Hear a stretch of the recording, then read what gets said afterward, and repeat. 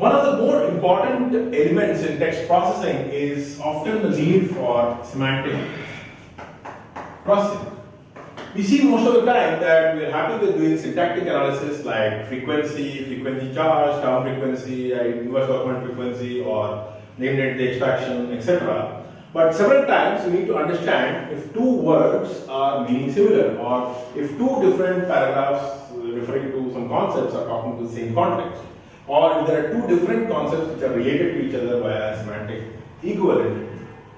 That's where we have an emerging concept from deep learning for text, which is known as word embeddings.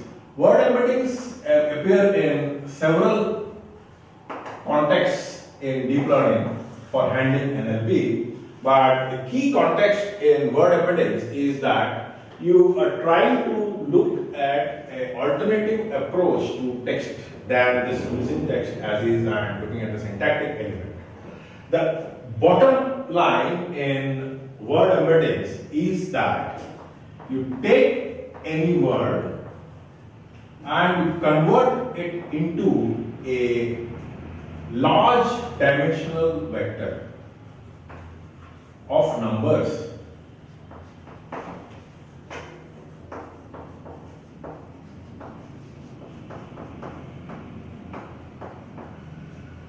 So, for example, if you have a word like say man, it converts itself. So let's say 200 is a dimension. So it will have 1.1, 1.2, so on. 1.2. So 200 dimension vector is the equivalent mapping for each individual word. Same thing, let's say suppose you have something like woman in the corresponding text, you map it to another vector. Suppose you have something like prince, you convert it to similar dimension.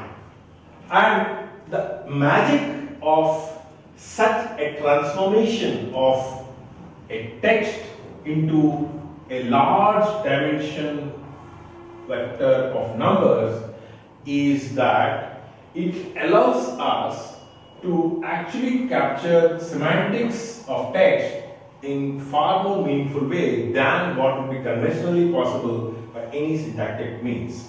And this kind of a transformation of a word into a large dimension vector is called word embedding. There are several frameworks for word embeddings, like for example, people have used things like word2vec, people have used things like glow. There are several upcoming word embedding mechanisms that are coming up.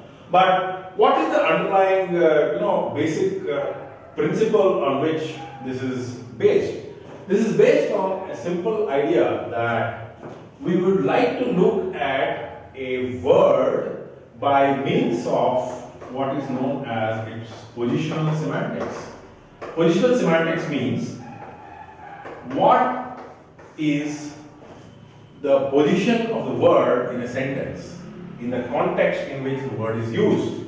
So, what we say is words used in same context most likely mean similar things. So, for example, let's say the kingdom is ruled by,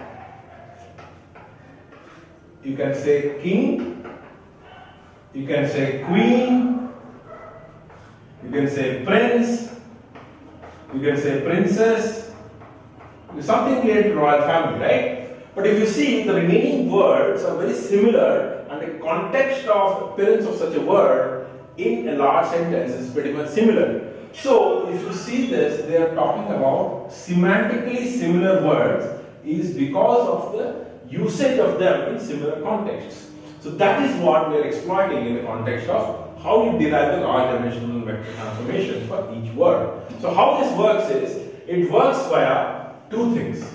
One is called as a probability for each word, known as continuous bag of words, where given a set of words, like say we are giving the kingdom is run by, what is the probability of a certain word occurring?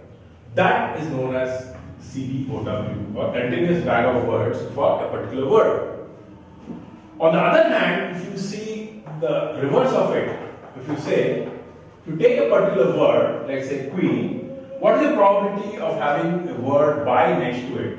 Or what is the probability of the word kingdom being close to it?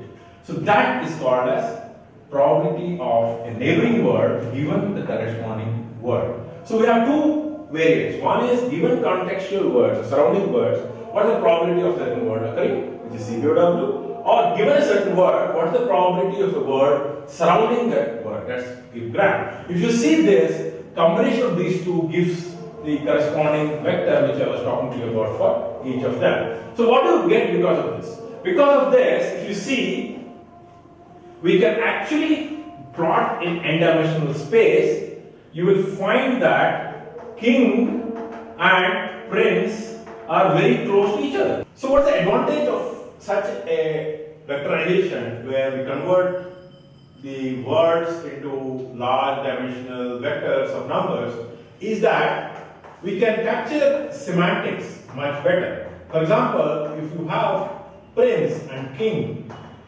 most likely they are very close to each other. So you can actually find words with very close meaning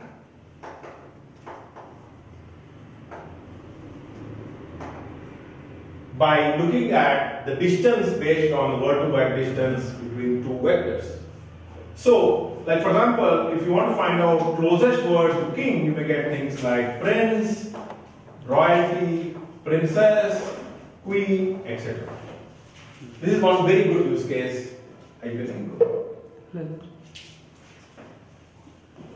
Then next one we can look at is bipartite relationship. For example, if you say boy is to girl is same as prince is to dash, then the kind of semantics this kind of can give you is a magic line. It can actually fill it up with princess, because the way it works is if boy is here and girl is here and you form a vector like girl minus boy vector, right? Plus suppose here is prince, here will be princess, right? If you say girl minus boy plus prince, the answer it will give is princess. So you can do comparative analysis of words and do semantic equivalence or analogies you can determine by using word-to-word or similar word embeddings. So such is the power of using word embeddings for extracting semantics. So one of the simplest use cases we saw is how you can find similar words, or you can find analogies. You can also use this for, say, things like sentiment analysis. So where you don't have to explicitly look at syntactically only words reflecting positive word. You take one positive word and find out all the words close enough to it in terms of positive. So they all represent words which reflect the positive semantics.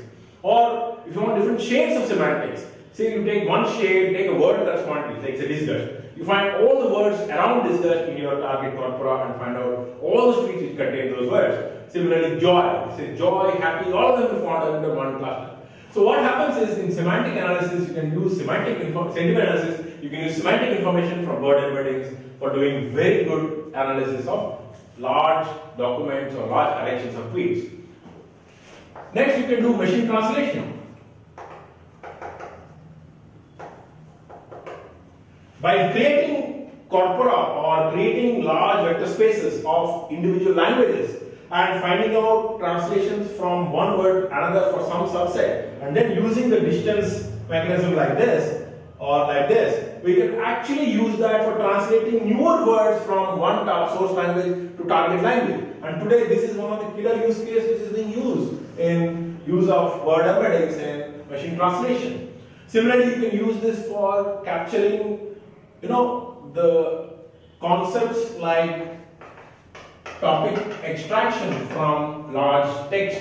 If you want to understand what is the document talking about, you can find out the cluster of similar meaning topics as talked about in this by using a word embedding and looking at that. So in other words, if you see that this whole appearance of word embeddings as a deep learning application for text has very strong applications, and it really moved the frontier of text mining and natural language processing in moving from conventional techniques to more semantic oriented use cases and techniques. So we saw a plethora of techniques or use cases where this can be used.